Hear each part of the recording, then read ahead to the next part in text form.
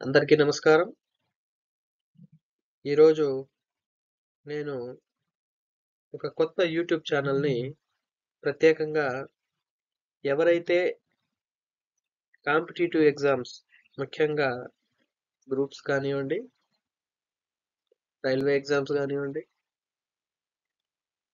మళ్ళీ ఇంకా మిగిలిన కాంపిటీటివ్ ఎగ్జామ్స్‌కి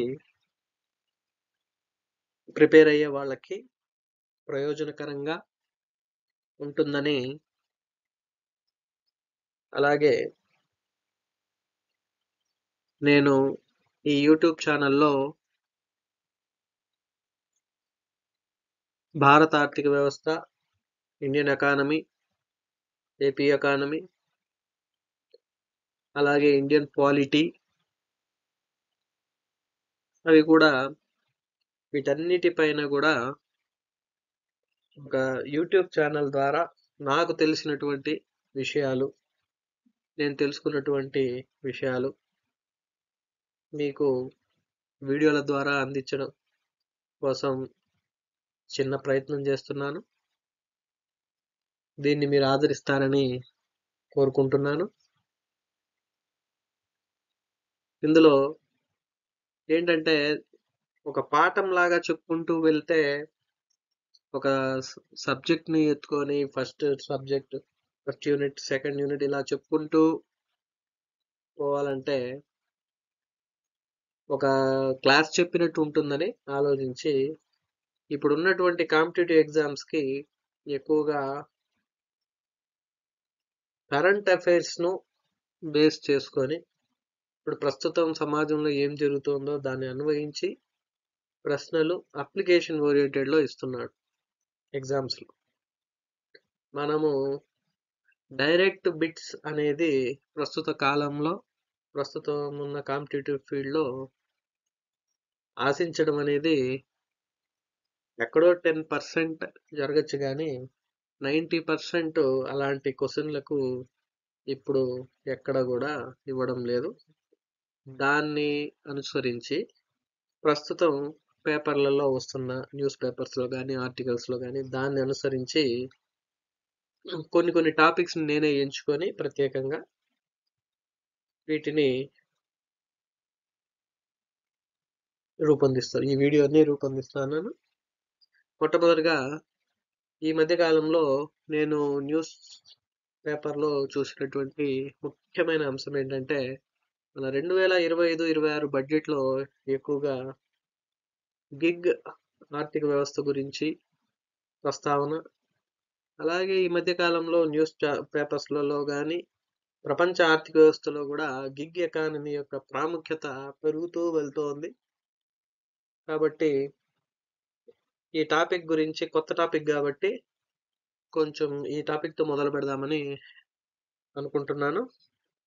ఈరోజు ఈ గిగ్ ఆర్థిక వ్యవస్థ, గిగ్ ఎకానమీ అంటే ఏంటి, గిగ్ ఆర్థిక వ్యవస్థకు కేంద్ర కార్మిక శాఖ మరియు నీతి ఆయోగ్ ఇచ్చినటువంటి నిర్వచనాలు, అలాగే గిగ్ కార్మికులు అంటే ఎవరు, అలాగే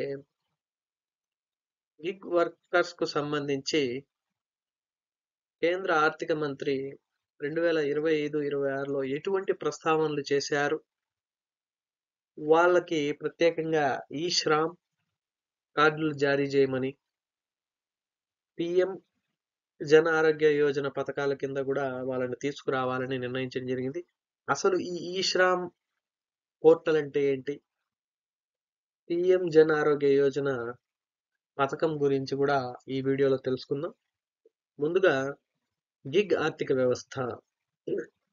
గిగ్ ఆర్థిక వ్యవస్థ అనేది మనం ఒక అంటే ఇక్కడ మనకు ఇప్పుడు ప్రస్తుత మార్కెట్లో ఎక్కువగా ఫుడ్ డెలివరీలు, ఆన్లైన్ ఇంటికే తెచ్చి వస్తువులను డెలివరీ చేస్తుంటారు. కొన్ని సంస్థలు ఉన్నాయి. అలాంటి సంస్థలు అమెజాన్ కానివ్వండి, ఫ్లిప్కార్ట్ కానివ్వండి, స్విగ్గీ, జొమాటో లాంటివి గాని, ఈ మధ్య మెడిసిన్స్ కూడా ఆన్‌లైన్ ఇప్పుడు మొబైల్ యాప్స్, ఈ ఆన్‌లైన్ ఈ కామర్స్ యాప్స్ ఎక్కువగా అవ్వడంతోటి వీటి యొక్క ప్రాముఖ్యత పెరిగింది. ఎవరైతే ఈ హోమ్ డెలివరీ చేస్తున్నారో, ఈ డెలివరీస్ చేసేవాళ్ళు గాని, అలాగే ఊబర్ క్యాబ్స్ లో పనిచేసే డ్రైవర్లు గాని, వీళ్ళందరినీ కూడా మనం గిగ్ వర్కర్ల కింద తీసుకోవడం జరుగుతుంది. అంటే కేంద్ర కార్మిక శాఖ, నీతి ఆయోగ్ ఒక వీటిపైన ఒక నిర్వచనం ఇచ్చింది. ఏంటంటే సంఘటిత, అసంఘటిత రంగాలలో ఉద్యోగి యజమాని సంబంధం లేకుండా సొంతంగా సంపదను ఆర్జించే వారే గిగ్ కార్మికులని చెప్పడం జరిగింది. అంటే ఏంటి? ఏదన్నా రంగం సంఘటితం గాని, అసంఘటిత రంగం గాని, అసలు సంఘటిత, అసంఘటిత రంగం అంటే కూడా నేను చెప్తాను. సంఘటిత, అసంఘటిత రంగాల్లో ఉద్యోగి యజమాని సంబంధం లేకుండా అంటే, ఫర్ ఎగ్జాంపుల్ మీరు అమెజాన్ గాని, ఫ్లిప్‌కార్ట్ గాని చూసుకుంటే, లేదు ఇంకా మీకు బాగా అర్థం కావాలంటే స్విగ్గీ, జొమాటో లాంటి దాంట్లో చూస్తే, దాంట్లో ఈ ఫుడ్ డెలివరీ చేసేవాళ్ళు వాళ్ళేంటి వాళ్ళ దగ్గర పోయి ఉద్యోగంలో చేరడం గాని అలాంటివి ఏమీ చేయరు వాళ్ళు. ఆన్‌లైన్‌లోనే ఇవాళ నేను చేయాలనుకుంటున్నాను ఈ వర్క్ అని చెప్పి వాళ్ళు దాంట్లో ప్రొసీడ్ అవుతారు. ఆ ప్రొసీడ్ అయ్యి ఈరోజు ఎంత పని చేయాలనేది టార్గెట్ చూసుకుంటారు. ఆ టార్గెట్‌ని రీచ్ అవ్వడానికి వాళ్ళు ఆ రోజంతా కష్టపడి ఫుడ్ డెలివరీలు, ఆన్‌లైన్ డెలివరీస్ ఇవి చేస్తూ ఉంటారు. చేసిన తర్వాత వాళ్ళకొక టైమింగ్ అంటూ ఏమీ ఉండదు. సమయ పాలన అనేది ఏమి ఉండదు. ఇన్ని గంటలు పని చేయాలి, అన్ని గంటలు పని చేయాలని ఉండదు. కానీ టార్గెట్స్ ఇస్తారు. దాని ప్రకారం వెళ్తుంటారు. ఒకవేళ నిలిచిపోవాలన్నా నిలిచిపోనిస్తారు. అది రోజు పని చేయాలనే ఒక కండిషన్ అయితే లేదు. అంటే ఏంటి? ఏ రోజు పని చేస్తే ఆ రోజే వాళ్ళకు డబ్బులు అనేది వస్తుంది. టార్గెట్ల ఆధారంగానే వాళ్ళకి వేతనాలు గూడా వేతనం అని చెప్పలేం గానీ, రోజువారీగా వాళ్ళకు ఎంతైతే వాళ్ళు పని చేస్తారో వాళ్ళకు చెల్లించబడతాయి. అదే విధంగా అంటే ఇక్కడ ఎక్కడ ఉద్యోగికి, యజమానికి మధ్య సంబంధం ఏమి ఉండదు. అతను ఒక పని తీసుకుంటాడు. కొంతసేపు ఇప్పుడు ఊర్లలో గూడా ఏదైనా ఒక పని చేపించుకుంటారు. ఆ రోజుటికి ఇంత కూలి అని చెప్తాం. ఆ రోజు వచ్చి పని చేసి వెళ్తాడు. అంతేగాని వాడికి నెలకంటూ జీతం అంటూ ఉండదు. ఏ రోజు పని చేస్తే ఆ రోజు అన్నమాట. అలా ఈ గిగ్ కార్మికులు గూడా ఉంటారు. ఇప్పుడు ముఖ్యంగా ఏంటంటే ఈ మొబైల్ యాప్స్ వాడకం ఎక్కువైపోవడంతో ఈ గిగ్ కార్మికుల యొక్క సంఖ్య పెరుగుతూ వస్తోంది. దాదాపు 2020-21 సర్వేలో మొత్తం దేశంలోనే 77 లక్షల మంది గిగ్ కార్మికులు ఉన్నట్లుగా నీతి ఆయోగ్ చెప్పింది. అంటే మొత్తం 100 మందిలో 1.5 మంది 1.5% ఈ కార్మికుల్లో గిగ్ కార్మికులే ఉన్నారు. అంటే ఇది ప్రపంచంలో దీని వాటా పెరుగుతూ పోతోంది. కాబట్టి దీని యొక్క ప్రాముఖ్యత అంటే ఆర్థిక వ్యవస్థలో గిగ్ ఆర్థిక వ్యవస్థ ముఖ్య ప్రాముఖ్యతను కూడా సంతరించుకుంటూ వస్తోంది. వీటి వల్ల భారత ఆర్థిక వ్యవస్థ కూడా పుంజుకుంటూ ఉంది కాబట్టి వీటి గురించి ఆలోచించాలని కేంద్ర ప్రభుత్వం కూడా నిర్ణయించడం జరిగింది. ఇప్పుడు ఇక్కడ చూడండి ఈ స్లైడ్‌లో గిగ్ కార్మికులకు పని సమయాలు ఉండవు. అవసరమైతే 12 గంటలు పనిచేయాల్సి ఉంటుంది. వీరికి ఎటువంటి పీఎఫ్‌లు గాని, ఈఎస్ఐ గాని సౌకర్యాలు ఉండవు. అదే ప్రైవేట్ కంపెనీలో అంటే సంఘటిత రంగం. సంఘటిత రంగంలో పనిచేసే వాళ్ళకు ఈ పీఎఫ్, ఈఎస్ఐ వంటివి ఉంటాయి. అలాగే ఒక ప్రైవేట్ కంపెనీలో చేరినా, ఎక్కడ చేరినా వాళ్ళకు పీఎఫ్, ఈఎస్ఐ అనేది అంటే ఏంటి ప్రావిడెంట్ ఫండ్, హెల్త్ ఇన్సూరెన్స్‌లు ఇలాంటివి ఉంటాయి. మిగిలిన వాళ్ళకి ఈ అసంఘటిత కార్మికులకు, ఈ గిగ్ కార్మికులకు ఎవరికి కూడా ఇలాంటి సౌకర్యాలు ఉండవు.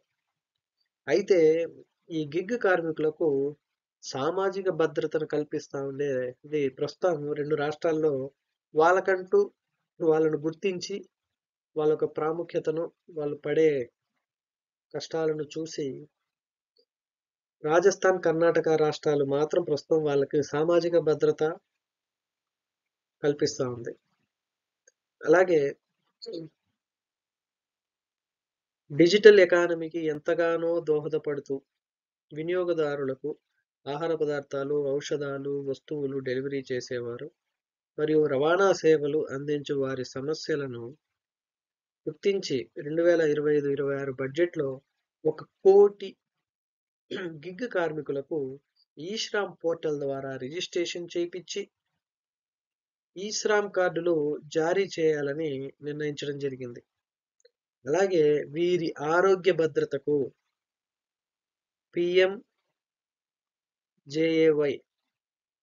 ప్రధానమంత్రి జన్ ఆరోగ్య యోజన కిందకు తీసుకురావాలని నిర్ణయించడం జరిగింది.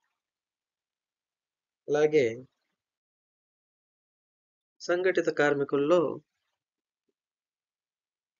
ఎక్కువగా ఈ కార్పెంటర్స్, పెయింటర్స్,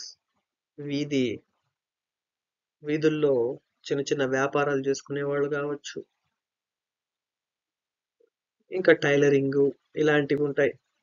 వీళ్ళందరూ కూడా అసంఘటిత కార్మికుల కిందకు వస్తారు. వీళ్ళందరూ కూడా ఎక్కడ కూడా ఏ సంస్థలో కూడా ఎక్కడ కూడా వీళ్ళు రిజిస్టర్ కాబడైతే ఉండరు, రిజిస్టర్ అయ్యి ఉండరు. అయితే వీళ్ళకి ఎలా, వీళ్ళ పరిస్థితి రేపు ఏమన్నా సామాజిక భద్రత కానీ ఏమన్నా చేయాలనుకుంటే కూడా వీళ్ళ పరిస్థితి అగమ్యగోచరంగా ఉంటుంది. ఒకటి ఏంటంటే, ఒక సర్వే చెప్తుంది దాదాపు 6 కోట్ల మంది ప్రతి ఏటా ఈ అసంఘటిత కార్మికులు తమ యొక్క ఆదాయంలో చాలా వరకు వైద్యానికి ఖర్చు పెడుతూ వాళ్ళకి తెలియకుండానే వాళ్ళు పేదరికంలోకి నెట్టబడుతున్నారు. నీతి ఆయోగ్ చెప్పింది ఇది. అలా ఇది సంఘటిత అసంఘటిత రంగాలకి మధ్య ఉన్నటువంటి తేడా. అందుకని ప్రభుత్వం కూడా చాలా సంవత్సరాల నుంచి ఈ అసంఘటిత కార్మికులను దృష్టిలో పెట్టుకొని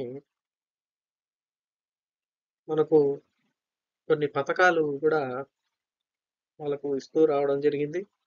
అది ప్రత్యేకంగా వాటి గురించి ఇప్పుడు ఎగ్జాంపుల్స్ చెప్తాం కానీ వాటి గురించి ప్రత్యేకంగా మరొక వీడియోలో చెప్పుకుందాం. ఆ కొన్ని పథకాలు చూస్తే స్వావలంబన్ అనే పెన్షన్ పథకం 2011లో పెట్టడం జరిగింది. అలాగే అటల్ పెన్షన్ యోజన అనేది కూడా ఒకటి 2015లో ఏర్పాటు చేయడం జరిగింది. అలాగే ప్రధానమంత్రి జీవన్ జ్యోతి యోజన 2015లో ఇది లైఫ్ ఇన్సూరెన్స్ అన్నమాట. ఇవి ఈ అసంఘటిత కార్మికుల కోసం అని చెప్పేసి కేంద్ర ప్రభుత్వం అప్పట్లో ఈ పథకాలను రూపొందించింది. అలాగే మన ఇప్పుడు చూడండి, అసంఘటిత కార్మికుల్లోనే ఇప్పుడు ఆటో డ్రైవర్స్ ఉన్నారు. వాళ్ళ కోసం కూడా పోయిన గవర్నమెంట్లో, వైసీపీ గవర్నమెంట్లో కూడా మనకు వాహన మిత్ర అనేది ఒకటి స్కీమ్ ఉంది. అది వాళ్ళు కూడా అసంఘటిత కార్మికులే.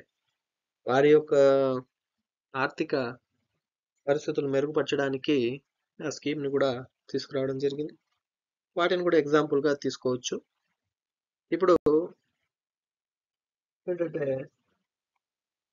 ఈ స్కీమ్స్ అన్నీ కూడా మళ్ళీ ఫ్యూచర్లో ఒక వీడియోలో నేర్చుకుందాం.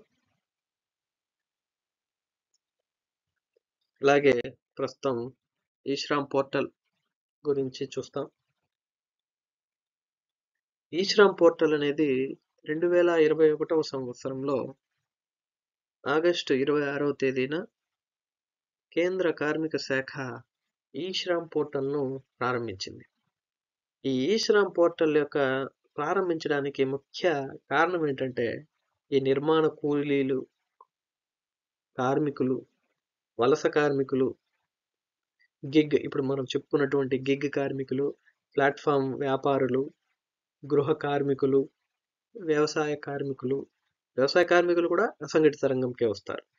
ఈ ఈ అసంఘటిత రంగంలో వచ్చే వీళ్ళందరిని కూడా వీరు ఎక్కడున్నారు, వాళ్ళు ఎంతమంది ఉన్నారు, వాళ్ళకు మనం ఎలా గుర్తించాలి అనేది ఒక ప్రశ్నగా ఉంది కాబట్టి వీళ్ళందరినీ ఒక చోట ఒక డేటాబేస్ ను ఏర్పాటు చేయాలి. ఆధార్తో అనుసంధానించి ఒక డేటాబేస్ ను ఏర్పాటు చేయడం. అంటే ఈ శ్రామ్ పోర్టల్ ద్వారా వీరందరినీ కూడా ఇందులో రిజిస్టర్ చేయించి వాళ్ళని ఆధార్తో అనుసంధానించి ఒక డేటాబేస్ని రూపొందిస్తారు.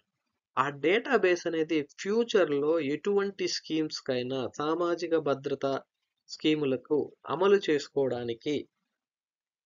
చేయడానికి ఇది ఒక బేస్ లాగా ఉంటుందన్నమాట. ఎవరు ఎంతమంది ఆ, వీళ్ళున్నారు అసంఘటిత కార్మికులు, ఎవరెవరికి ఎటువంటి స్కీమ్స్ ఇవ్వచ్చు అనేది కూడా తెలుస్తుంది. ఇక్కడ చూడండి, అసంఘటిత కార్మికులకు సామాజిక భద్రతా సేవలు అమలు సామర్థ్యాన్ని మెరుగుపరచడం. అసంఘటిత కార్మికుల కోసం ఉద్దేశించిన సామాజిక భద్రతా పథకాల ఏకీకరణ, అన్ని పథకాలను ఒక గొడుగు కిందకి తీసుకురావడం. అలాగే కేంద్ర మరియు రాష్ట్ర ప్రభుత్వ మంత్రిత్వ శాఖలు ఉంటాయి, విభాగాలు ఉంటాయి, బోర్డులు ఉంటాయి, ఏజెన్సీలు ఉంటాయి. ఇలాంటి సంస్థలన్నిటికీ కూడా ఈ సమాచారాన్ని వాళ్ళకి ఇవ్వచ్చు. ఇచ్చి వాళ్ళకు సామాజిక భద్రతా సంక్షేమ పథకాలను వారికి అసంఘటిత కార్మికులకు అందించడానికి ఇది ఎంతగానో ఉపయోగపడుతుంది. అలాగే ఈ వలసదారులు ఉంటారు. వీళ్ళందరూ కూడా బయటికి వెళ్ళిపోయి ఉంటారు. వాళ్ళు బయట రాష్ట్రాలు బయట వెళ్ళిపోయినప్పుడు వాళ్ళకు ఈ పథకాలు ఏమి అందవు. ఎందుకు? వీళ్ళు ఆ రాష్ట్రంతో ఎటువంటి సంబంధాలు ఉండవు. వీరు ఎక్కడైతే పుట్టారో అక్కడే ఆధార్ కార్డే ఉంటుంది. వీళ్ళకి ప్రత్యేకంగా రేషన్ కార్డు అంటూ ఏమీ ఉండవు. దీనిని ఆలోచించి ఈ డేటాబేస్ ఆధారంగా వీళ్ళు ఎక్కడున్నా కూడా మన దేశ పౌరులే కాబట్టి, వీళ్ళు అసంఘటిత కార్మికులు కాబట్టి వీళ్ళందరికీ సంక్షేమ పథకాలు ఇప్పుడు మనకు తెలిసి దాదాపు 5-6 ఇయర్స్ నుంచి అనుకుంటాను, పోర్టబుల్ రేషన్ కూడా ఇస్తున్నారు. దేశంలో వాడు ఎక్కడైనా కూడా అతను వెళ్ళి రేషన్ తీసుకునే సౌకర్యం కూడా ఉంది. వలసదారులు ఎక్కడున్నా కూడా ఈ ప్రయోజనం పొందొచ్చు. అలాగే ఈ మనకు COVID-19 అప్పుడు వలస కార్మికులు చాలా ఇబ్బందులు పడ్డారు. అలాంటి సంక్షోభ సమయంలో కూడా ఈ డేటాబేస్ అనేది ఎంతగానో ఉపయోగపడుతుంది. అలాగే ఈ ఈశ్రామ్ పోర్టల్లో నమోదుకు అర్హతలు ఏంటి అంటే, ఇక్కడ మనకు అసంఘటిత కార్మికులు ఎవరైతే ఉంటారో వాళ్ళు 16 నుంచి 59 సంవత్సరాల మధ్య వారు వయసు ఉండాలి. అలాగే ఈపీఎఫ్ఓ, ఈఎస్ఐసి లేదా ఎన్పిఎస్ ఇవన్నీ కూడా ప్రైవేటు ప్రభుత్వ ఉద్యోగులకు ఉంటాయి. ఇవి ప్రభుత్వ ఉద్యోగిగా ఉండరాదు. వీళ్ళందరూ ఇవన్నీ కూడా ఉంటే వాళ్ళు అసంఘటిత కార్మికులుగా కిందికి రారు వాళ్ళు. కాబట్టి ఇలా ఉండేవాళ్ళు దీంట్లో సభ్యులుగా ఉండేవాళ్ళు దీంట్లో చేయడానికి అనర్హులు. అలాగే వీళ్ళు ఈ పోర్టల్లో నమోదుకు కేవలం ఎవరైనా కూడా సొంతంగా కూడా చేసుకోవచ్చు. అది రిజిస్ట్రేషన్. ఆధార్ కార్డు, ఆధార్తో అనుసంధానమైన మొబైల్ నెంబరు, ఐఎఫ్ఎస్సి కోడ్తో కూడిన బ్యాంక్ అకౌంట్ ఖాతా ఉంటే ఈ శ్రామ్ పోర్టల్లో రిజిస్ట్రేషన్ చేసుకోవచ్చు. ఈ శ్రామ్ కార్డును పొందొచ్చు. అలాగే పిఎం జన్ ఆరోగ్య యోజన పథకము అంటే ఏంటంటే, ప్రధానమంత్రి జన ఆరోగ్య యోజన పథకం అనేది ఉంది. దీన్ని మనం ఇప్పుడు ఎందుకు చదువుకుంటున్నామంటే, చెప్పుకున్నా అంటే ప్రత్యేకంగా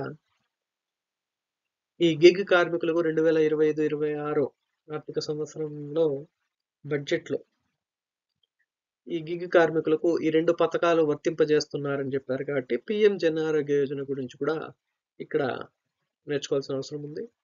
ఈ పిఎం జన్ ఆరోగ్య యోజన పథకం అనేది ఆయుష్మాన్ భారత్ దాంట్లో 2 కాంపోనెంట్స్ ఉన్నాయి. ఆ 2 కాంపోనెంట్లో ఇది ఒక కాంపోనెంట్ అన్నమాట.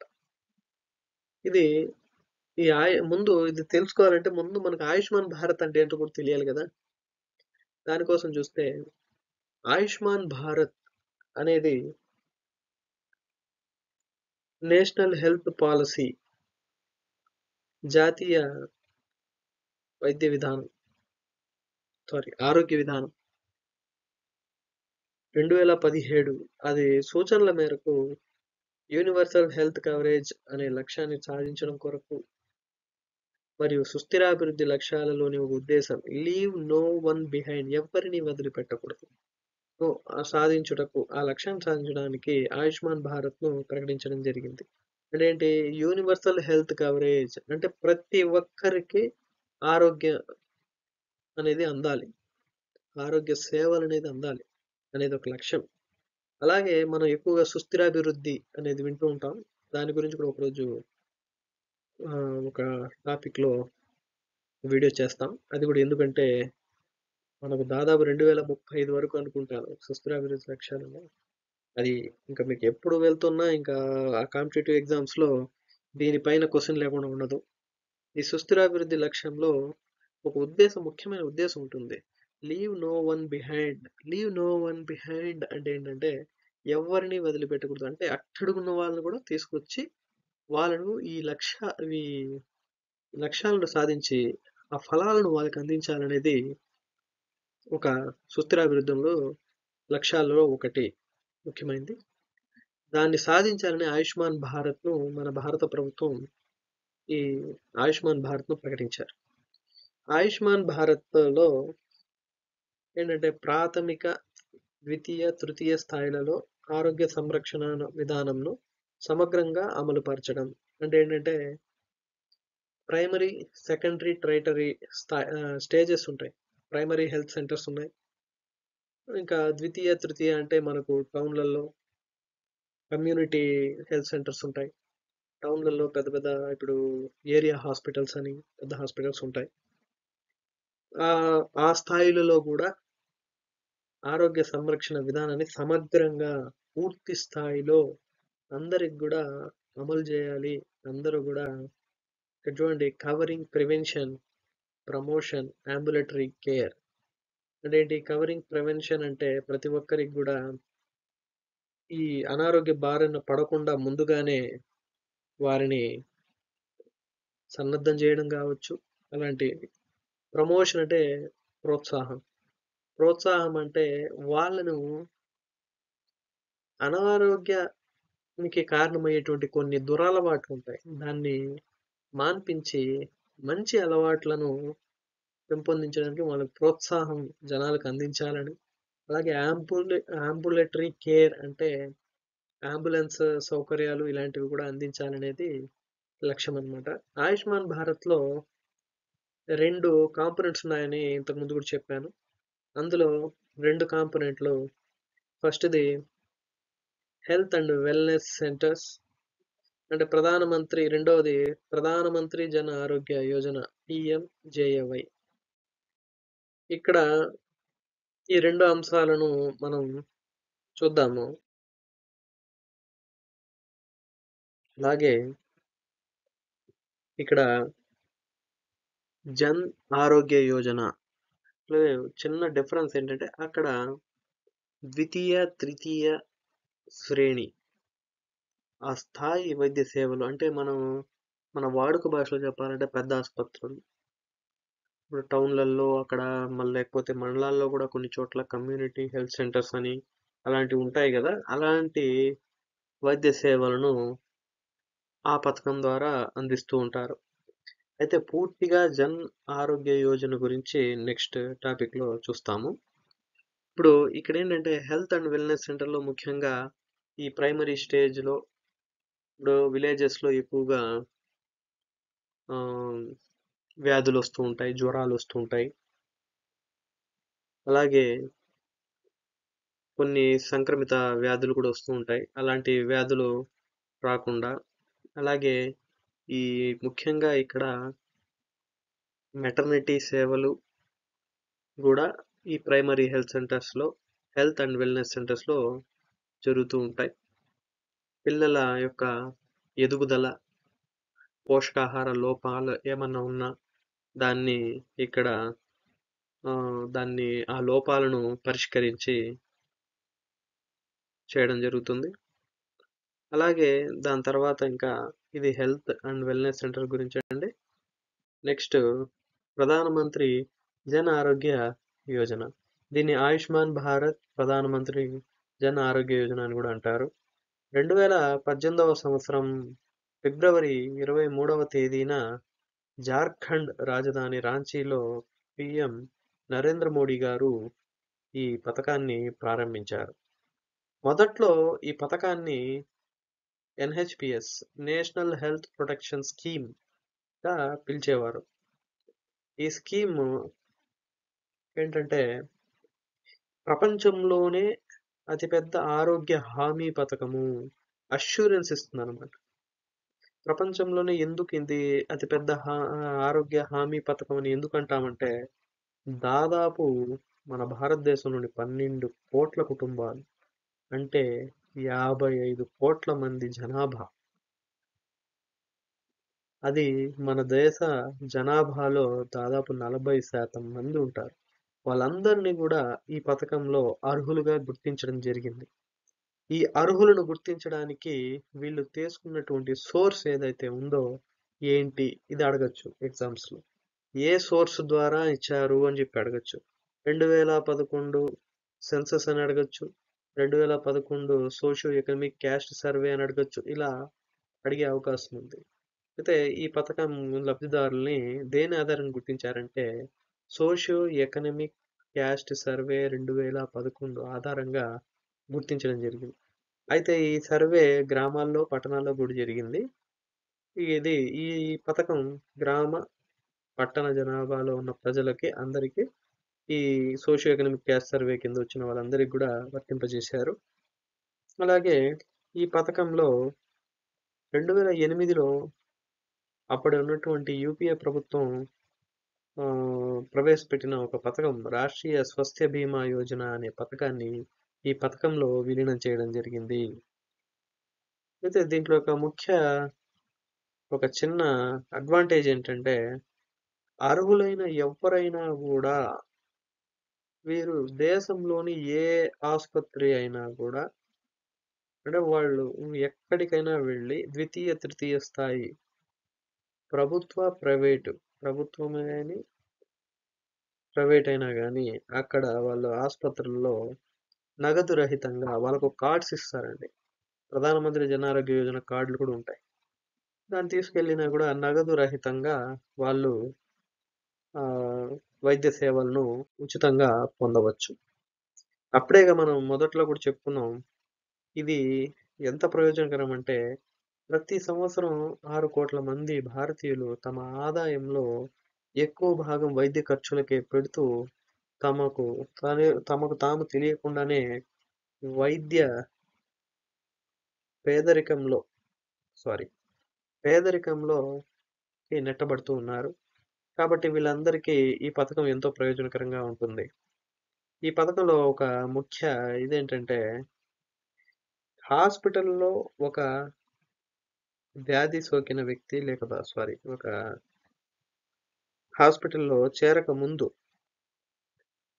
3 రోజుల నుండి డిశ్చార్జ్ అయిన 15 రోజుల వరకు వారికి వైద్య, భోజన, వసతి ఖర్చులు అన్నీ కూడా ఈవెన్ మెడిసిన్స్ వాళ్ళు అక్కడ అకామిడేషన్ ఉండాలంటే కూడా వాటన్నిటిని కూడా ప్రభుత్వమే ఈ ప్రధానమంత్రి జన ఆరోగ్య యోజన పథకమే భరిస్తుంది. ఇందులో కుటుంబ పరిమాణం అనేది ఏం చూడదు. కుటుంబము చిన్న కుటుంబమా, 4 ఉన్నారా, 5 మంది ఉన్నారా, 10 మంది ఉన్నారా అని చూడదు. ప్రతి ఒక్కరికి వర్తిస్తుంది. వయసుతో, లింగంతో సంబంధం లేకుండా అందరికీ వర్తిస్తుంది. అయితే ఇంతకు ముందు ఉన్నటువంటి రాష్ట్ర స్వాస్థ్య బీమా యోజనలో కుటుంబ పరిమాణం 5 అనే లిమిట్ పెట్టారు. ఇక్కడ అలాంటిది ఏమీ లిమిట్ లేదు. ఆ రెండింటికి అది తేడా కొంచెం చూసుకోండి. దాని తర్వాత ఈ 5 లక్షల రూపాయలు అనేది ముఖ్యంగా నేను మొదట్లోనే చెప్పాల్సింది ఈ జన్ ఆరోగ్య యోజనలో వాళ్ళు చేసేటువంటి ఆర్థిక సాయం 5,00,000 రూపాయలు. 5,00,000 రూపాయలు అంటే ఏంటంటే, ఒక కుటుంబంలో ఒక్కరైనా గాని, అందరైనా గాని తమ వైద్య సేవలను ఈ జన్ ఆరోగ్య యోజన ద్వారా వినియోగించుకోవచ్చు.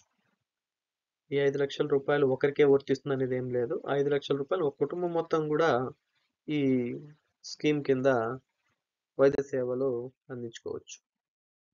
ఇదండి. దీన్ని ఇప్పుడు నేను దీని గురించి చెప్పడానికి కారణం ఏంటంటే, గిగ్ కార్మికులకు ఈ 1,00,00,000 మంది దేశంలో ఉన్నటువంటి 1,00,00,000 మంది గిగ్ కార్మికులకు ఈ శ్రమ్‌లో రిజిస్ట్రేషన్ చేపిచ్చి, వాళ్ళకి కూడా ఒక సామాజిక భద్రతను కల్పించడానికి ఒక ముందడుగేశారు. అలాగే ఈ ప్రధానమంత్రి జన్ ఆరోగ్య యోజన ద్వారా కూడా వాళ్ళకి ఆరోగ్య భద్రత కూడా అందించడం జరిగింది. ఇది 2025-26 బడ్జెట్‌లో పొందుపరిచింది.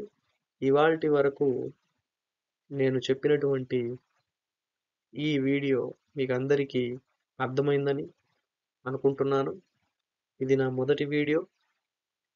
కొన్ని ఏమన్నా వాయిస్ క్లియరెన్స్ గానీ, లేదా చెప్పే విధానం గానీ, ఏదన్నా మీకు ఎటువంటి సలహాలైనా ఇవ్వాలనుకుంటే కామెంట్స్ రూపంలో మీరివ్వచ్చు. అందరికీ ధన్యవాదాలు. నెక్స్ట్ మరో మంచి టాపిక్‌తో మళ్ళీ కలుసుకుందాం. Thank you.